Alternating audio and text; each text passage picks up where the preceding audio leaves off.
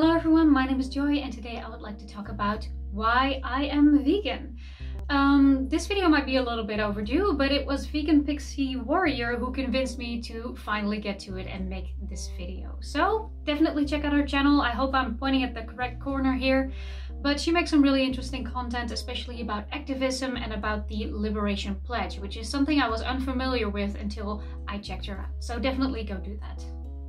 So I went vegan on the 1st of June 2020. At least that's the date I put into my phone. I know that I had about a 2-week period before that in which I had already pretty much gone vegan in terms of diet, but I was still really looking into animal agriculture and where my food came from.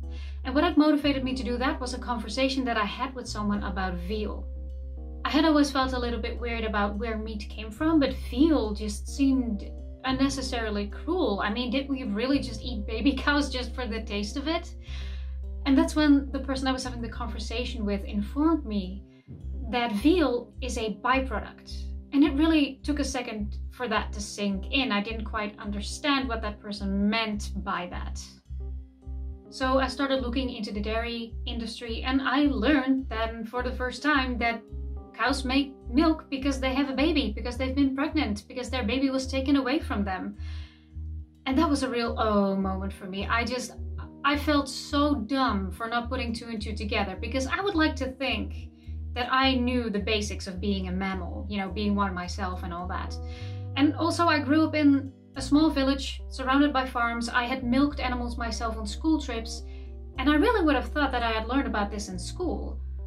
But when I thought back, I realized that I hadn't. I mean, I learned about where milk came from, technically from a cow, but I remember very clearly a poster in the classroom with a cow on it, and inside of her there was a machine that converted grass into milk without ever mentioning the pregnancy. And that's really disturbing now that I think back on that. So the more I looked into the meat, egg and dairy industry, the less I wanted to have anything to do with it.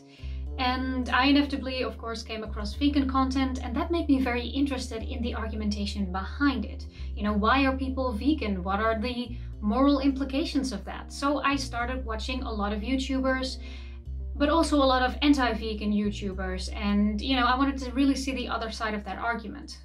It just seemed like a really interesting subject to me because I had been interested in how people think and why they think the way that they do, because I was always a bit interested in religion and atheism. So I kind of rolled into that, into the whole argumentation side of it. But I wasn't going to be one of those vegans, you know? A vegetarian meal every now and then would be fine. I think I had 2 vegetarian meals in total before the 1st of June. And it just didn't sit right with me. I didn't want it anymore. I didn't want to have anything to do with it anymore. So on the 1st of June, I put it in my phone, not only because it seemed like fun to keep track of, but also practical, because I want to do a blood test once I've been vegan for a whole year, just to make sure that everything is in order, and that's something that people have recommended to me, so I will. Another thing that I plan on doing on my vegan anniversary is watch Dominion and a bunch of these other documentaries that people have been recommending to me and said that they turned them vegan. Now, I have a very good reason for not having watched them just yet. It's not just to avoid the shock factor or anything, it's that if I feel so strongly about this, if I find this really so important, I want to be able to build up my argumentation myself. I want to be able to explain in my own words why I find it so important.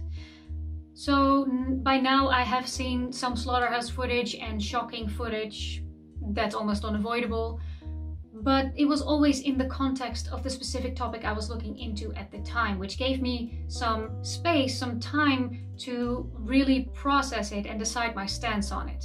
At first I had no intention of getting involved in activism, but I fairly quickly developed this urge to do something with my feelings regarding the subject. So I looked around. I tried to look around for initiatives that were taking place in my country or in my city, but obviously due to the pandemic there wasn't much going on and it wouldn't be safe to go out and go face to face with people at that time. So I started thinking of what else I could do, and I remembered my YouTube channel, which I've had since 2015, which had been mostly about gaming. But in the past couple of years, I had been dealing with some pretty bad depression, and I had become more and more anxious about making videos. It was not only that, you know, gaming is something that I was very passionate about, still am by the way, but it just seemed that animal rights was a bit of an intimidating topic. I wasn't sure about what I had to add to the conversation, if anything at all. My confidence was simply at an all-time low, and you know, with all of these amazing creators out there, I honestly felt a little bit intimidated. There were these well-spoken, eloquent people with great editing skills, with a strong message. You know, I just did not see myself doing that. But I did consume a lot of their content, and especially their face-to-face conversations interested me because you actually got to hear the arguments from the person opposing them. I think it was Alex O'Connor's speech, Why It's Time to Go Vegan, which eventually convinced me that my sense of urgency was justified, and that if I could and wanted to, I should get involved in activism. So if you find me annoying, it's his fault.